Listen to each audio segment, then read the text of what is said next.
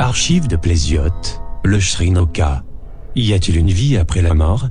Seuls les divins connaissent la réponse. Le Shrinoka, plus communément appelé le néant, est une sorte de dimension parallèle, dans laquelle résident toutes les divinités défuntes. Elle apparaît sur Noctane, comme une faille dans le continuum espace-temps. Il est naturellement impossible pour tout organisme, qu'elle soit organique ou végétale, de passer au travers de cette faille sans y perdre la vie.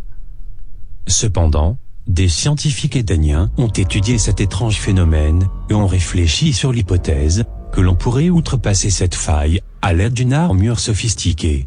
Le projet, revenant trop cher et trop dangereux, fut abandonné.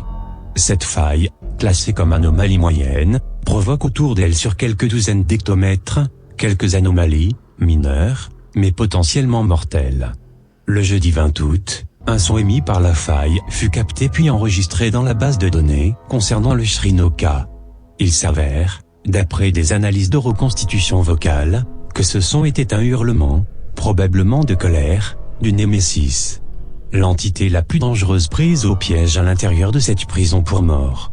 Le Némésis est capable de créer des anomalies majeures, de provoquer une nécrose accélérée lors d'un contact physique, comme constaté lors de l'incident, information classifiée, voire même, de voler la vie.